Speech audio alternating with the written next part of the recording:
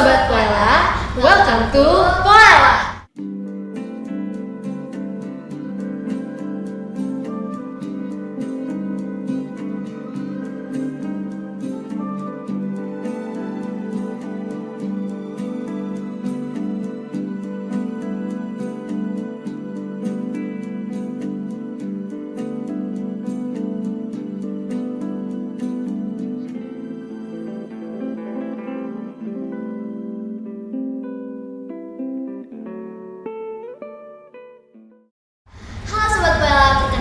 Kami dari OSIS FPK SMA Negeri 68 Jakarta.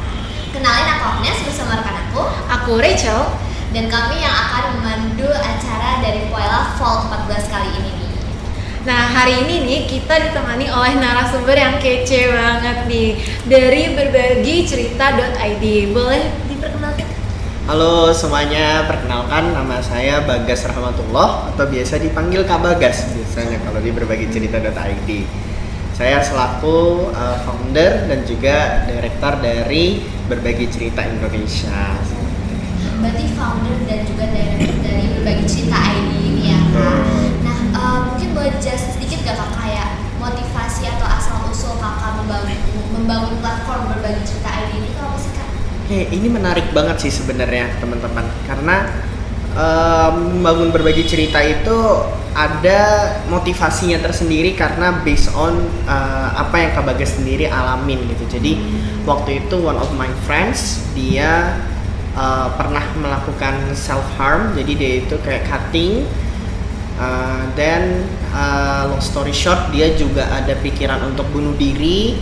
Tapi di situ ketika Kak Bagas bilang ayo kita konseling gitu, dia bilang nggak bisa karena keluarganya pasti nggak ngizinin gitu, pasti orang tuanya nggak support dia. Nah karena itu akhirnya Kak Bagas berpikir kayaknya masyarakat Indonesia ini ada 3 problem utama deh sebenarnya yang cukup harus tidak bisa hanya kita liatin aja tapi harus kita selesaikan nih. Yang pertama itu problemnya adalah stigma mengenai kesehatan mental tuh masih negatif banget gitu. Kalau orang ke psikolog pasti dipikir kamu gila ya, kamu ada gangguan jiwa ya gitu kan. Terus yang kedua biaya, karena nggak semua orang itu punya biaya kan untuk mengakses layanan kesehatan mental gitu. Nah yang ketiga setelah ada stigma biaya, ternyata nggak semua orang punya akses untuk ke fasilitas layanan kesehatan mental. Karena di Indonesia sendiri kan belum semua puskesmas atau belum semua fasilitas kesehatan itu memiliki layanan psikolog gitu di situ, layanan kesehatan mental. Nah maka dari itu Kak Bagas lihat ada 3 masalah ini yang harus bersama-sama kita selesaikan. Makanya Kak Bagas mencoba untuk mendirikan berbagicerita.id gitu. Keren juga ya. Iya, keren banget. Ini bisa jadi motivasi bagi teman-teman juga kalau misalkan mau konseling atau mau konsultasi ke psikolog itu bisa di platform Berbagi Cerita ID ya Kak. Oke. Jadi mungkin kayak kita nih mau tanya beberapa hal nih Kak yang kira-kira relate banget nih sama zaman SMA, masa-masa remaja kita nih. Kan kayak pastinya kita suka stres atau ya pastinya kayak kita mau bingung nih kuliah jurusan apa gitu kan Kak. Nah kira-kira selain itu tuh ada nggak sih Kak faktor yang mempengaruhi gangguan kesehatan mental lainnya selain stres? Oke, kalau kita bicarain kesehatan mental nih, kesehatan mental itu sebenarnya banyak banget faktor penyebabnya gitu ya. Faktor penyebab itu dalam hal yang bisa meningkatkan dan juga yang bisa menurunkan kondisi kesehatan atau kestabilan kesehatan mental kita. Yang pertama itu ada dari lingkungan namanya biologis. Jadi ada namanya itu aspek biopsychosocial model. Nah kalau di biopsychosocial model itu kita bicara tentang apa saja sih yang mempengaruhi kondisi kesehatan mental kita nih. Yang pertama itu ada faktor biologis, yang kedua adalah psikologis, dan yang ketiga adalah sosiologis, jadi sosialnya. Kalau kita bicara tentang biologis, ternyata kondisi kesehatan mental itu tidak hanya dipengaruhi oleh faktor sosial aja. Nggak hanya mereka kalau misalnya kena tekanan terus mereka jadi stres, nggak gitu juga. Ternyata ada beberapa orang yang itu mengalami gangguan depresi misalnya karena dia kondisi di zat kimia di otaknya itu nggak stabil. Lalu kalau misalnya kita bicara tentang faktor biologis nih, kalau misalnya kalian pernah lihat orang-orang dengan autistic spectrum disorder atau orang autis itu juga masuk bagian dari gangguan kesehatan mental. Nah, dan dia itu secara keturunan atau hereditas. Jadi kalau misalnya kita bicara tentang kesehatan mental itu juga hanya bisa dipengaruhi oleh sosial saja, enggak, ternyata dari faktor biologis pun juga ada gitu. Nah, yang kedua itu adalah faktor psikologis. Psikologis itu kita bicara tentang coping mechanism. Let's say misalnya nih si A sama si B. Si A ternyata kita kasih beban sebanyak 50. Si B kita kasih beban sebanyak 50. Bagi si A beban 50 itu ringan, tapi belum tentu bagi si B itu ringan kan? Artinya kalau kita bicara tentang tekanan, itu adalah bagaimana caranya kita sendiri itu untuk menanggapi, merespon gitu. Contohnya gini, misalnya kamu dikasih tugas IPA, suruh misalnya ngitung berat massa. Kamu juga dikasih tugas untuk ngitung berat massa, tapi di satu sisi bagi kamu berat banget, bagi kamu enggak. Nah, itu menandakan setiap orang itu punya aspek psikologis yang berbeda. Jadi nggak bisa tuh disamaratakan, oh kalau kamu dikasih begini ya seharusnya kamu terima, aku aja lebih berat daripada kamu. Nggak bisa kita banding-bandingin gitu ya, karena nggak compare dong, nggak bisa kita banding-bandingin antara si A dan si B, itu harus sama aja. Nah, yang terakhir adalah faktor sosial tadi. Kalau kita bicara tentang faktor sosial, banyak sekali faktor sosial yang bisa mempengaruhi kesehatan mental. Let's say misalnya ini gini, kalau kita bicara faktor sosial, bisa aja dari temen, pacar, keluarga, wah banyak halnya deh gitu. Berarti kalau dari yang kakak jelasin tadi kan ada tentang sosial, psikologis, ada tentang biologis. Berarti lingkungan sekitar kita itu sangat berperan penting ya di kesehatan mental kita? Sangat, tentunya sangat berpengaruh banget ya. Kalau misalnya kita bicara tentang kesehatan mental dari faktor sosial, banyak banget pengaruhnya. Oke nih Kak, sekarang tuh kan kita tuh udah masuk ke zaman-zaman SMA, masa-masa remaja, di mana kita tuh udah mulai suka-sukaan atau cinta-cintaan nih Kak. Nah, kalau misalkan kita mulai pacaran nih, itu tuh merupakan hal yang baik atau hal yang buruk sih Kak buat kesehatan mental kita? Oke, kalau kita bicara tentang relationship, sebenarnya memang di teori human development, di teori perkembangan manusia, masa-masa SMA, masa-masa dewasa awal gitu ya. Karena kalau di teori human development itu kita nggak kenal ada yang namanya remaja sebenarnya istilahnya. Di psikologi itu kita nggak pernah hampir mendengar istilah remaja. Pasti kalau kita bicara tentang manusia, kita tuh selalu membagi antara dewasa awal dan dewasa atau dewasa muda dan dewasa akhir biasanya. Kalau dewasa muda ya awalnya ya start di usia saat inilah sampai usia 24 tahun ke atas gitu ya. Nah, memang salah satu bentuk habitnya manusia ketika di masa-masa perkembangan saat ini adalah mencari hubungan relasi romantis gitu. Nah, mencari relasi romantis itu merupakan salah satu bentuk pola perkembangan gitu ya. Dan itu adalah hal yang wajar gitu. Jadi bukan sebagai suatu masalah sebenarnya gitu ya. Yang jadi masalah adalah ketika tadi kan kita bicara tentang faktor sosial ya. Kalau kita bicara tentang faktor sosial, salah satu faktor yang mempengaruhi adalah bisa dari keluarga, bisa dari teman, bisa juga dari pacar. Nah, permasalahannya ketika di masa SMA ini kita mulai mengenal orang lain, membuka diri untuk orang lain. Permasalahannya adalah ketika kita terjebak dalam situasi yang nggak menguntungkan untuk kita, yang nggak menguntungkan. Let's say misalnya kalian terjebak dalam KDP, kekerasan dalam pacaran, itu sering banget. Kebanyakan orang itu berpikir kalau kekerasan itu hanya dalam konteks kamu dipukul, kamu di apa gitu. Padahal kekerasan dalam pacaran itu banyak banget metodenya gitu ya. Mulai dari pengabaian emosi, kekerasan psikologis, kekerasan verbal, banyak banget yang kadang-kadang nggak dirasakan oleh pasangan gitu ya, oleh individu gitu. Jadi kalau dikatakan apakah pacaran itu berdampak positif untuk kesehatan mental kita, in another side iya, karena itu bisa menjadi support system kita. Tapi di sisi lain juga itu juga bisa memperburuk kondisi kesehatan mental kita kalau semisalnya itu memang tidak beneficial untuk kita. Kalau kita udah nggak nyaman, nggak aman, ya berarti itu berpengaruh ke kesehatan mental kita gitu. Berarti kalau misalkan kita lagi dalam suatu hubungan hubungan kalau kita udah mulai ngerasa gak aman dan gak nyaman itu langsung kita putusin aja gitu ya. Lebih baik cut off, cuman kan permasalahannya nggak semudah itu nge-cut off. Iya kan? Iya, betul. Pasti Kak Bagas itu udah pernah ngelakuin penelitian tentang kekerasan dalam pacaran. Waktu itu respondennya sekitar 100 orang lebih. One of the reason kenapa mereka itu nggak mau putus sama pacarnya, yang pertama masih sayang, betul, selalu ada tuh. Yang kedua dia masih bisa kok berubah menjadi orang yang lebih baik lagi gitu, masih ada harapan bakal bisa berubah. Dan yang ketiga, sayang, orang tua udah saling kenal, kalau misalnya diputusin nanti orang tua mau nanya gimana gitu.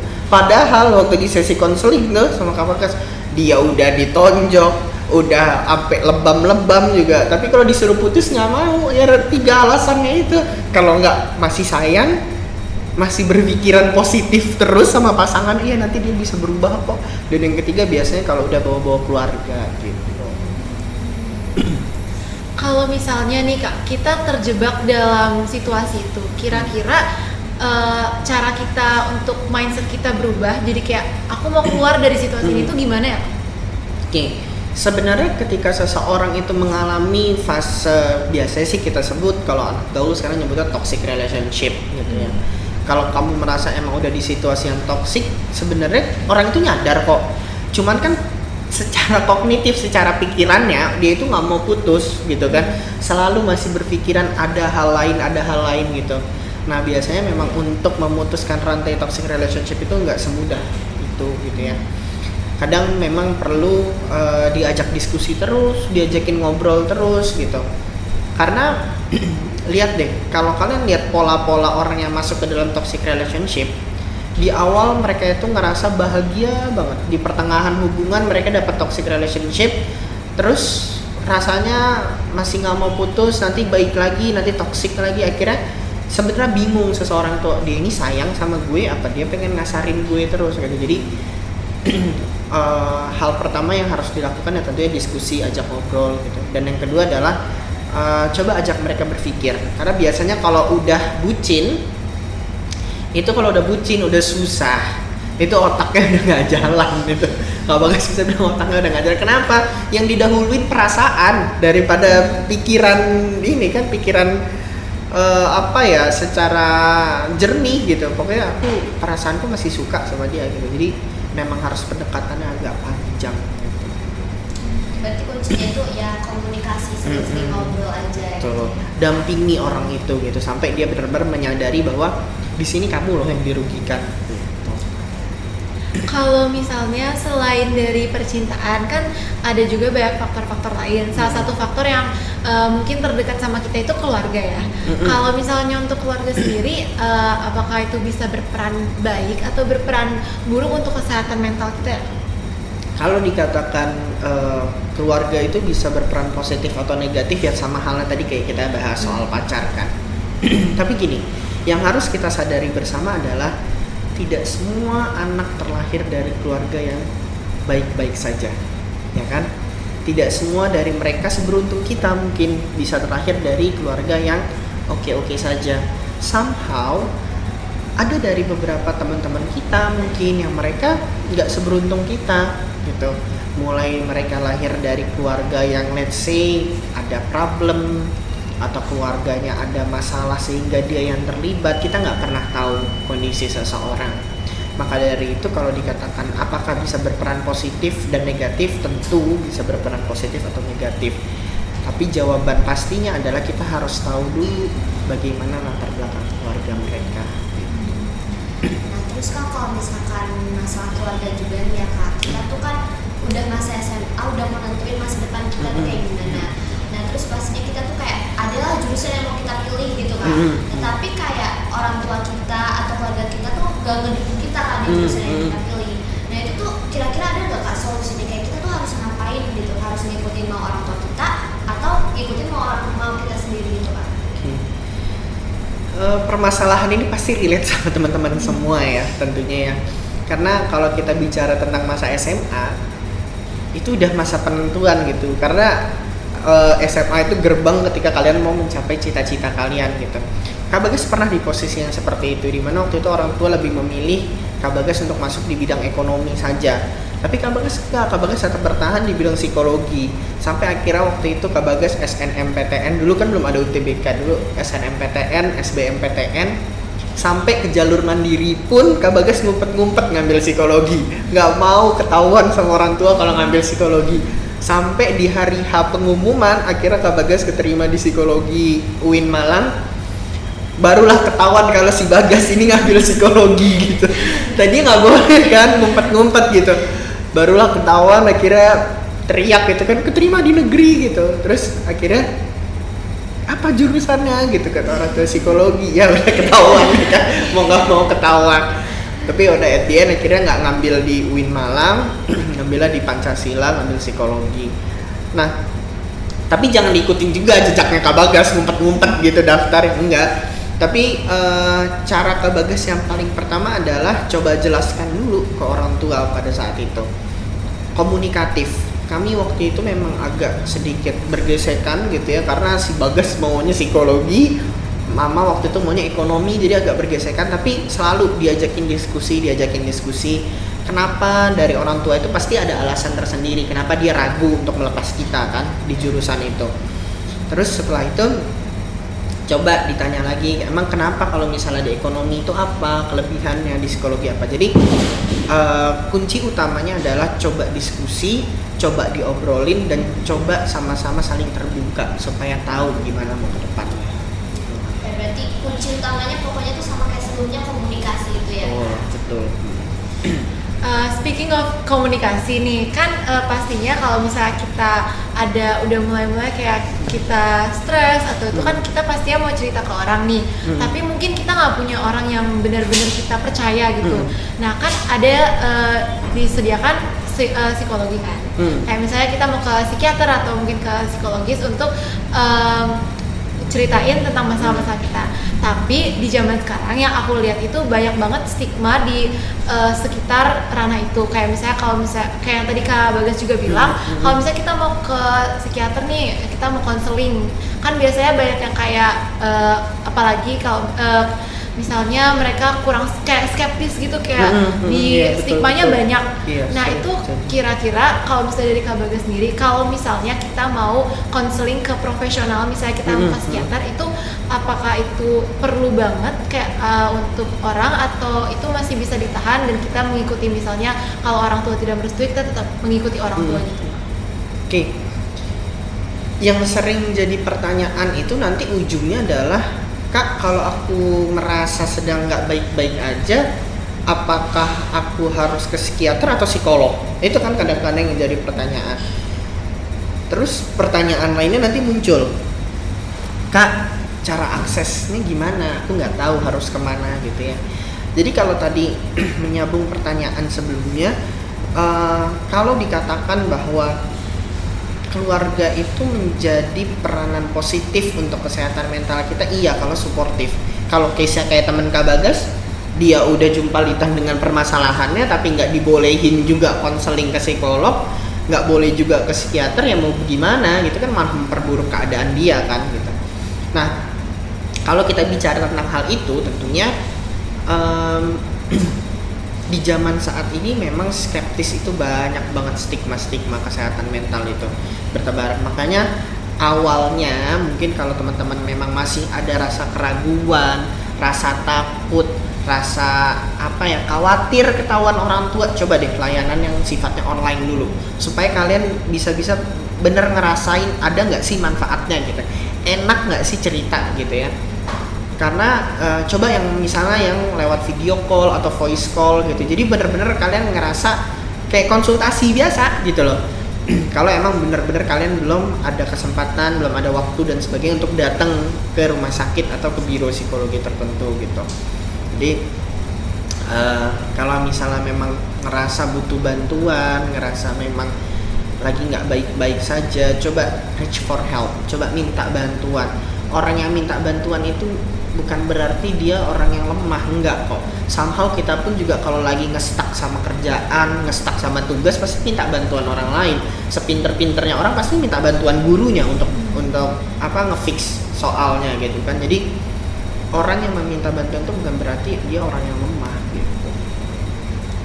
Tapi kalau menurut kakak, untuk kita, kalau misalnya kita emang ada masalah, apakah itu kayak penting untuk kita nge-reach out atau lebih baik kita coba handle sendiri dulu?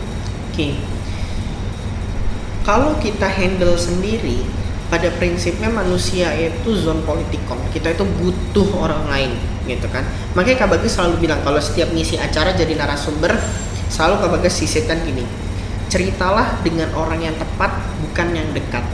Karena orang yang dekat terkadang dialah yang menyakiti kita paling awal, paling duluan.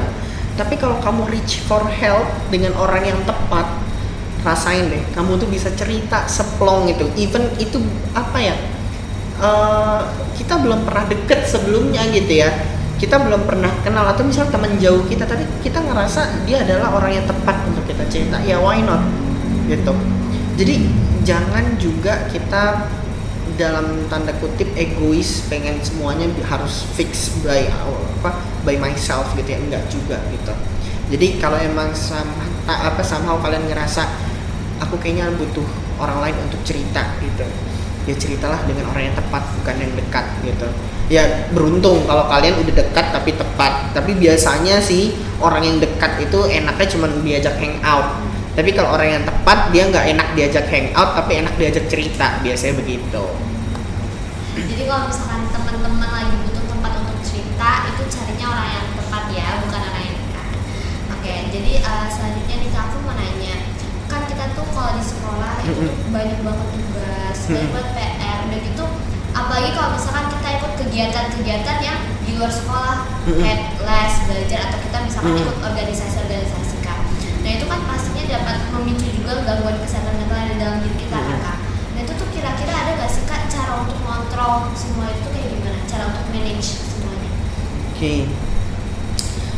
Kuncinya adalah tentang time management. Kalau dikatakan orang sibuk, SMA sibuk, iya memang masa-masa SMA itu Kak Bagas paham banget sibuk karena masa-masanya kalian eksplorasi diri.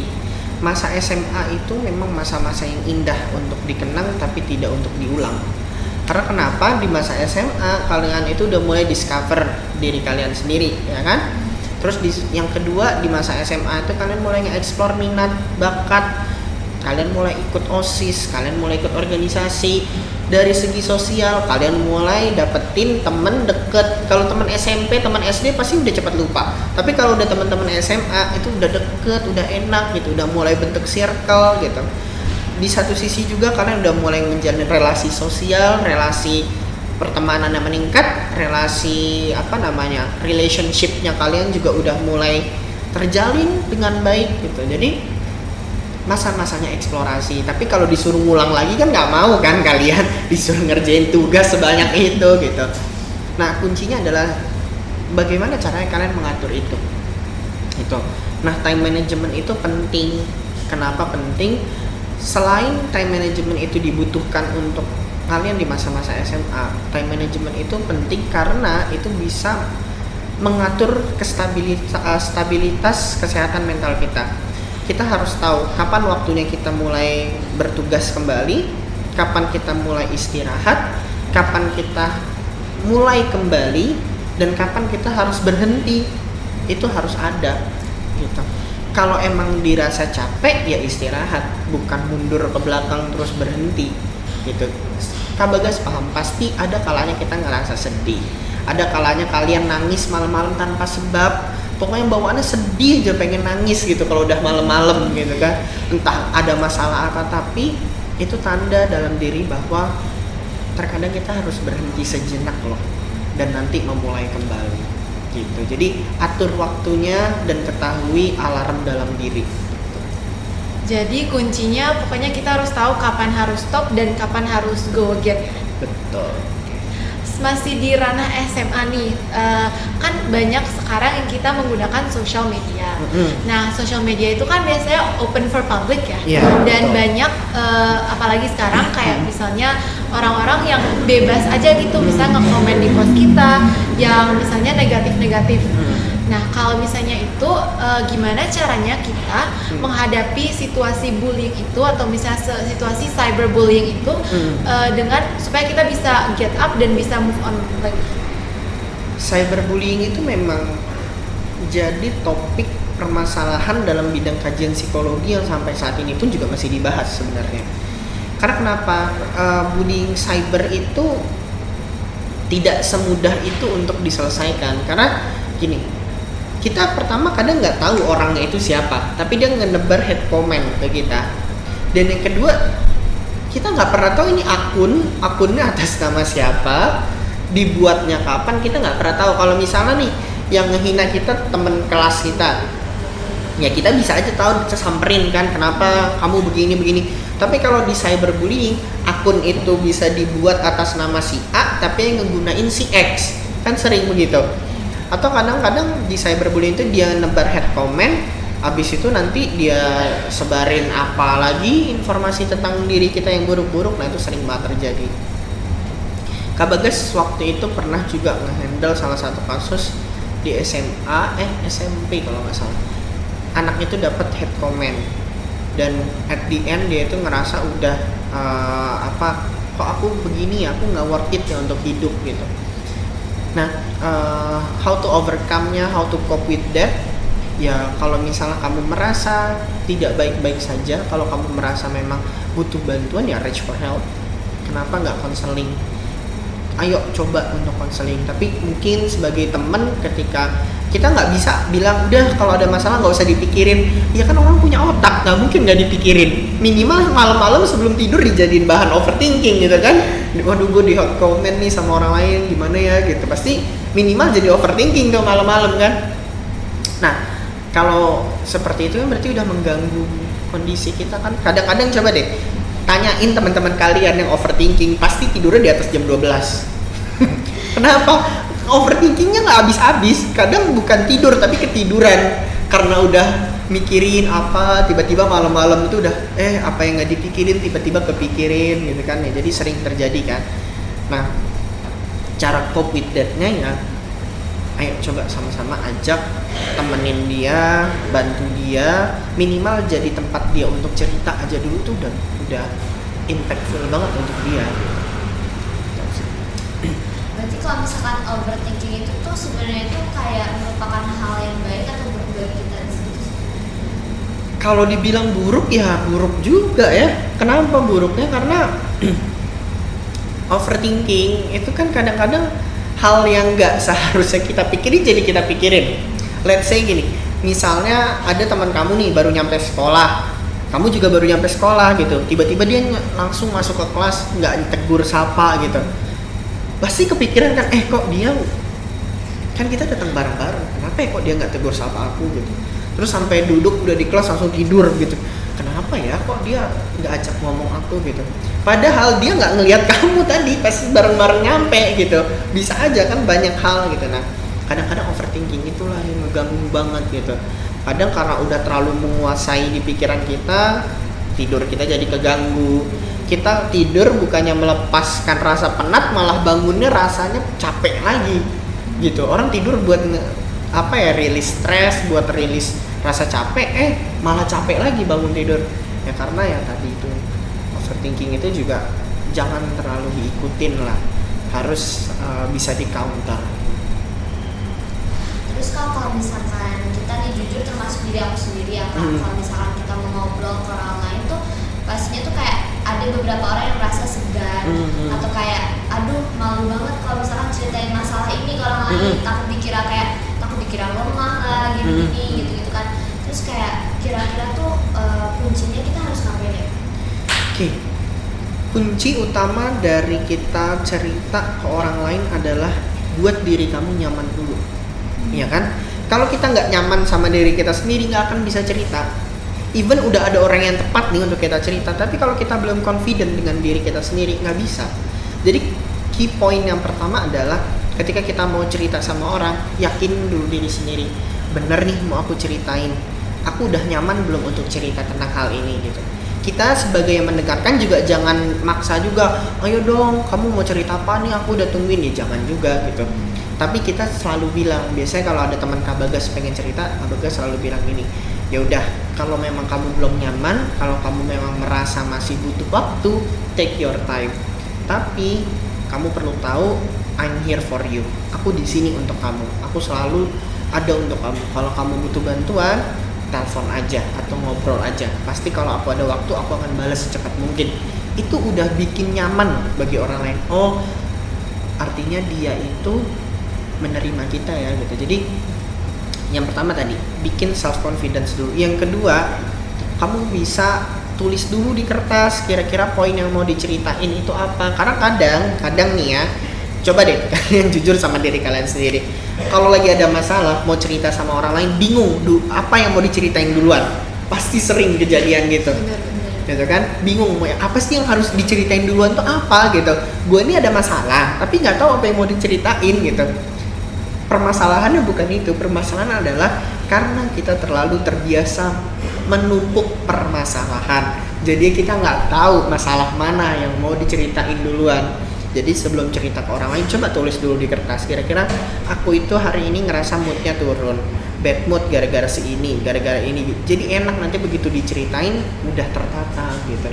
Karena ya sering menumpuk masalah, jadi nggak tahu masalah mana yang mana duluan yang harus diceritain gitu kan.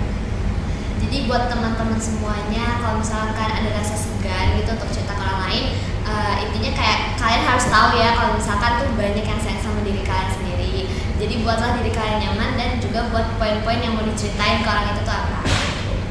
Speaking of yang tadi kan kita udah bicara kalau misalnya kita yang segan untuk bicara ke orang lain gimana cara menghadapinya.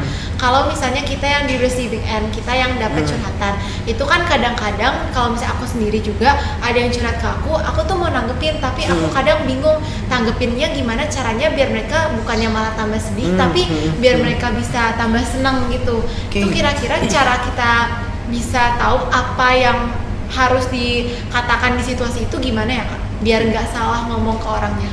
Ini menarik. Kunci utamanya adalah jangan nyuruh orang lagi masalah itu sabar. Jangan nyuruh orang itu sabar. Mereka itu udah cukup sabar untuk terima semua permasalahan hidupnya. Kalau kamu suruh sabar lagi, apa orang itu nggak pecah kepalanya gitu kan?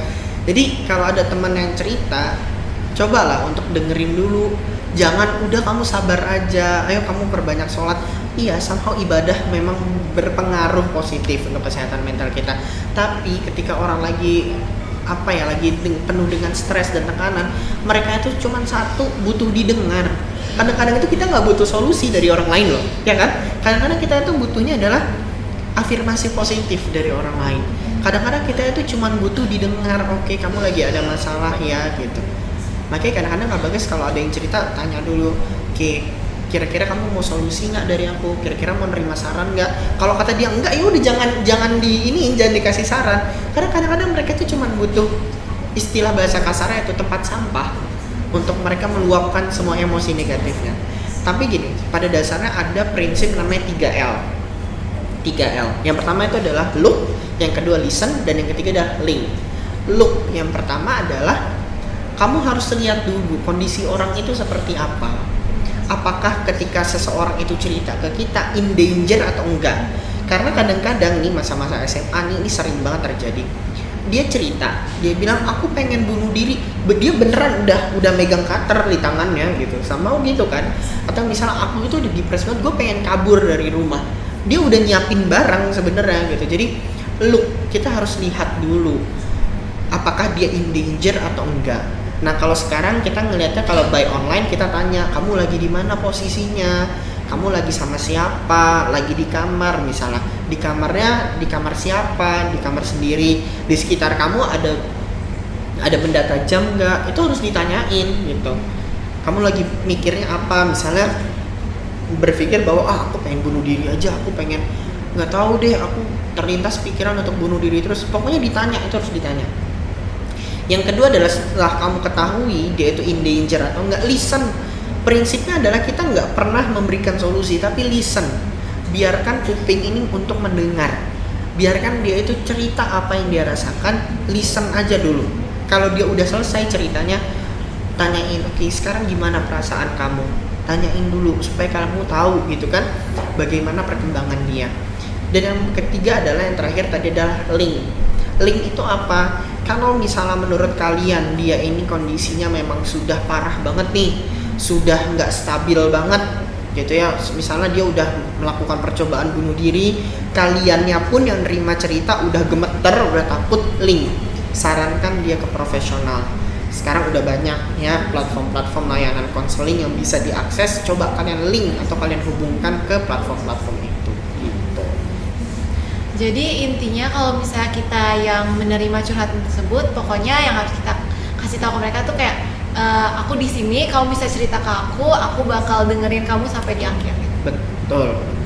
Jangan paksa dia untuk menerima solusi dari kita. Karena kalau orang lagi ada masalah, pasti dia lagi stuck banget. Tugas kita adalah mendengarkan saja dulu. Mendengarkan dan memberi semangat juga ya. Iya, boleh. Terus Kak, kalau misalkan kita nih lagi capek-capeknya, itu tuh sebenarnya itu kan nyambungnya tuh ke kesehatan mental kita ya Kak. Tapi kalau misalkan kesehatan mental itu tuh sebenarnya ada hubungannya nggak sih Kak sama fisiknya kita juga? Oke, ini pertanyaan menarik. Apakah kesehatan mental itu berpengaruh pada kesehatan fisik dan kesehatan fisik itu berpengaruh pada kesehatan mental? Jadi teman-teman, ada namanya itu psikosomatik biasanya kalau kita bahasa Indonesia ya kenal. Apa sih kondisi psikosomatis itu? Psikosomatis adalah kondisi gangguan fisik yang diakibatkan dari terganggunya kesehatan mental kita. Contoh sederhananya adanya aspek atau dimensi psikosomatis adalah ketika kalian mau maju ke depan disuruh presentasi sama guru, pasti mulai deh kebelet tuh, entahkah kebelet pipis, kebelet pup, pokoknya ada aja perasaan gugup gitu. Atau misalnya kalian saking banyaknya tugas, saking banyaknya hal yang harus dikerjain sampai sakit kepala. Itu bukti bahwa kalau kita lagi ditekan dengan sesuatu pasti pusing, sakit kepala, capek gitu. Pastilah ada hubungannya. Makanya maintaining mental health harus juga maintaining physical health juga gitu. Karena keduanya itu saling berhubungan gitu. Body positivity itu memang one of our research lah ya di psychology itu. Salah satu bidang penelitian yang memang sering ditelaah tentang body positivity. Tapi melihat tren yang sekarang itu, memang awalnya body positivity itu tumbuh dan berkembang sebagai counter dari adanya bullying fisik, ya kan? Jadi kita itu melihat bahwa setiap orang itu punya kelebihan, punya kekurangan, dan itu bisa kita improve, gitu kan? Bisa kita improve bersama. Let's say gini, kalau misalnya kita sudah berpikir positif tentang diri kita sudah berpikir positif bahwa kalau misalnya di psikologi itu kita bicara body image, dimana kalau kita itu udah berpikir bahwa kita itu merasa image diri kita ini dengan segala kelebihan dan kekurangannya itu harus kita terima, itu bisa berdampak positif banget untuk kesehatan mental kita. Karena hal yang paling sulit dilakukan oleh manusia adalah acceptance atau penerimaan. Sampai saat ini mungkin teman-teman juga ada hal yang pasti belum diterima, entahkah itu secara fisik, secara akademik, secara apapun pasti masih ada yang belum diterima. Masih ada hal yang masih rasanya sulit untuk menerima hal tersebut terjadi. Kenapa sih harus terjadi dalam hidupku gitu. Jadi seseorang yang memang sudah masuk ke dalam tahap body positivity itu keren banget.